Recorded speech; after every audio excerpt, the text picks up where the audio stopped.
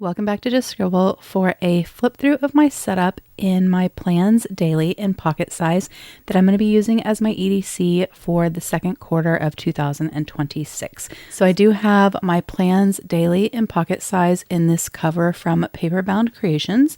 It is a pocket folio cover and it fits the 75 GSM version of Plans Daily absolutely perfectly. So our 52 GSM version that is a little thinner because it has thinner paper will also work in here, but the 75 GSM version fits in here perfectly.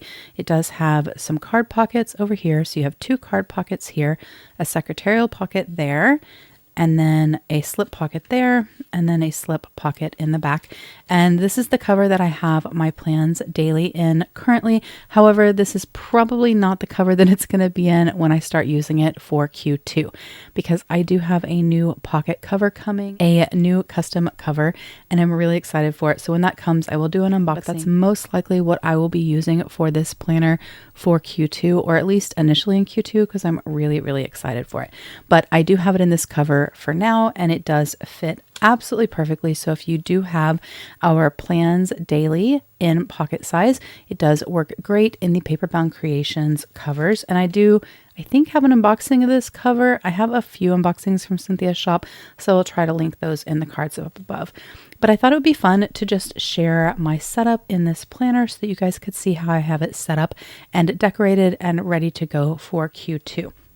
So I do have tabs placed on this planner, as you can see there. These tabs are from West Dakota Stationery. They have a beautiful holographic finish on them.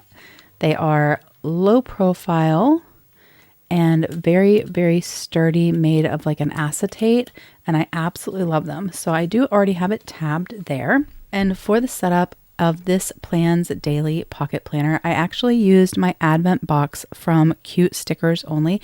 I do have an unboxing of that Advent box, but that is the deco that I used to set this up and get it ready for the year as my EDC. So for 2026, I'm using a few different planners as my EDC because I couldn't decide. And I can, if you guys want, do a video sharing all of the EDC planners that I'm going to be using in 2026 and why I picked the ones that I picked. But this particular planner is the one I'm going to be using for Q2.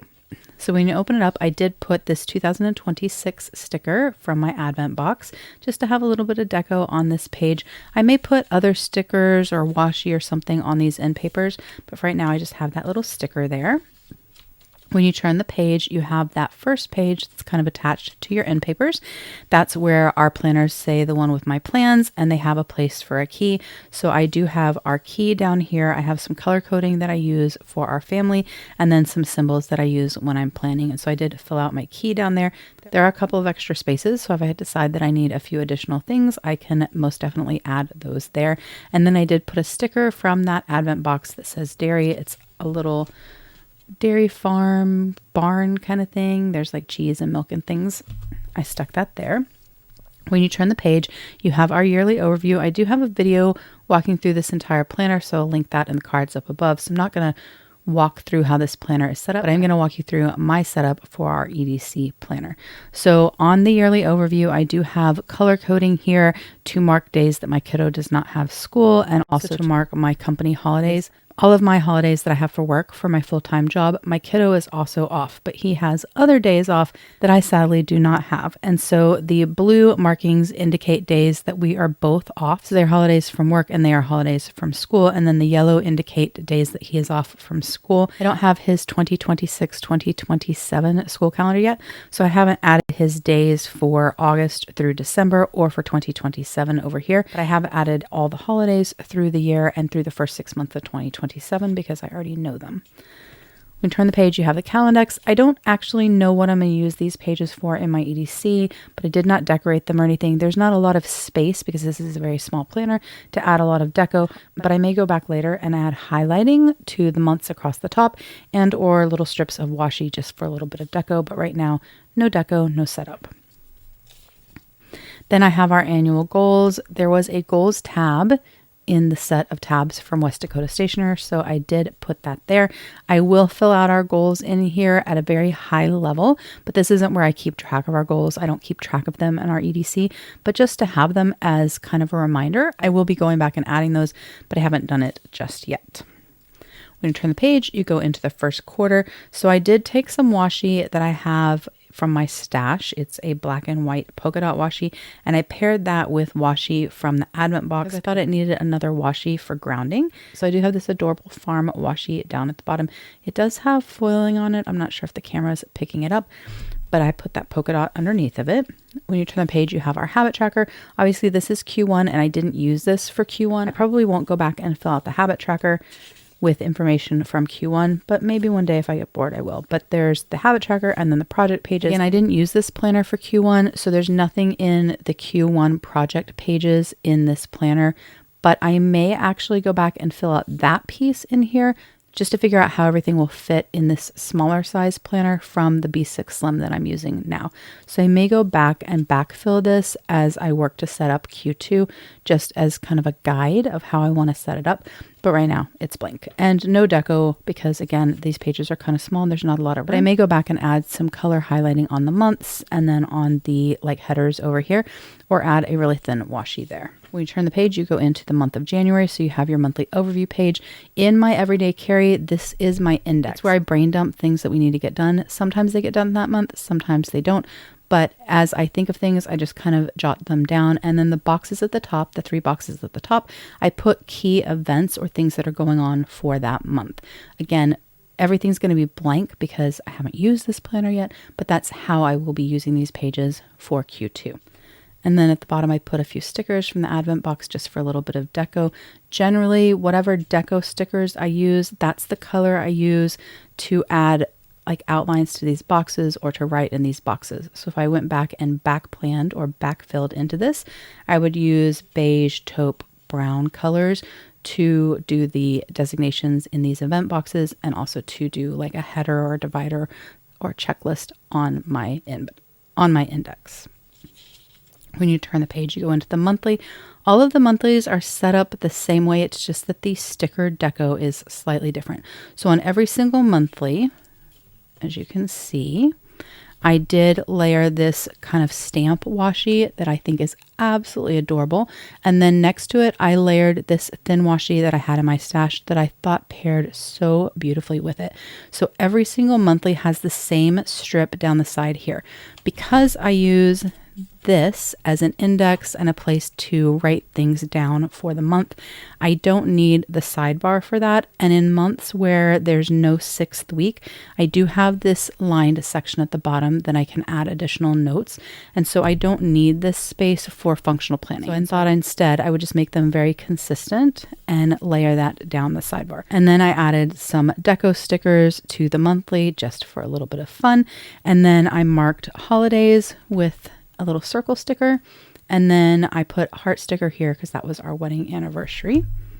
And then in this first week of January, which is the last week of December, I did draw in a sort of sample week to see if when I use this planner, I would want to do a week on one page on the weekly overview page. So I did that just to kind of test on there. And then I wrote in a few appointments just to kind of play and see how I might want to use this planner.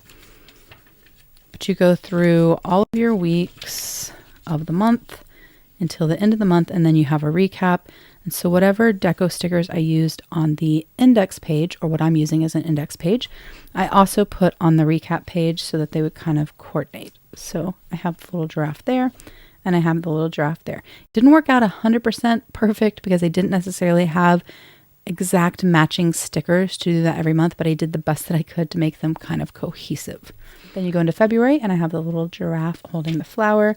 When you turn the page, you have the monthly, same exact setup as January, except for I did put information into this planner for February because again, I was trying to figure out how I was going to fit things into the small of a planner. I don't generally use this small of a planner, but I'm really excited about it. I think it's a really great everyday carry option. And so I filled out some of our plans. This isn't everything that we had going on for the month. It doesn't have any of my work meetings or work events in it, the exception being this one particular 2-day conference that I was at because it was a little bit special and it meant that I was going to work at a different time and coming home at a different time. But this doesn't have any work meetings or work events in it for 2 reasons. One, there's not enough space to fit all of that in here, and I generally keep my work stuff separate. separate. The only time I really put work events into our monthly is if it's something that requires me to show up at a different time for work or to come dressed differently for work. And so I will put those in there, but my day-to-day meetings and things I don't put into our personal planner, at least not into my everyday carry. So we have the monthly, and then you go through the weeks of that month until the end of February. And then I have the little vase of flowers that coordinates with the flower that the giraffe was holding. Then we go into March. We have the little bunny carrying its little basket of vegetables. March monthly. And then you have the days of March, and then our March recap where I have that same rabbit with its fruits and vegetable stand to coordinate with that sticker. And then we go into Q2, which is set up the same way as Q1. I have that black and white dot washi at the bottom with some of the little farm washi. And then we have our habit trackers, which I haven't filled out yet. I'm actually not 100% sure how I'm going to use those in this planner because it's not necessarily something I need in an everyday carry. So I may not actually use these. I may cover them with a piece of paper to make lists or notes or something like that. I may add photos here just to have something that makes me happy and brings me joy. And then I have the project planner pages. This is where I keep track of my kiddos' school stuff. I like to be able to see all of his school events and deadlines and things like that in one place versus it being mixed up into our plans on our monthly. And so this is my kiddos' school section. And so I will be setting this up similarly to how I have it set up in my B6 Slim everyday carry that I'm carrying now. And so I will be setting that up. Again, I'll probably add color, some highlighting here, some highlighting on these headers, and then maybe a tiny bit of washi once I get it set up. But I didn't want to do that until I was actually adding everything in here because I don't want it to be too overwhelming or to clutter up the page. And then we go into the first month of Q2. So this is April. So we have a little egg carton here with a cat and a puppy. Turn the page, you have the monthly with the little eggs and the little chick. At the end of April, you have a little rabbit. Like I said, sometimes I didn't have things that coordinated, so the rabbit was the best thing that I had for April, plus April is when Easter is, and Easter bunny, so I went with the rabbit. Then we have May. This is my birthday month, so I added a little bit extra deco at the top with the flower. I have the dog with the purple flowers. Purple is my favorite color, so it seemed like the perfect sticker to use for the month of May. Then we have our monthly. I added little tiny deco stickers in there. And again, I've marked all holidays through the book with little circle dot stickers. And then at the end of May, we have the giraffe with the purple bloom cart that again coordinates with the stickers on the index.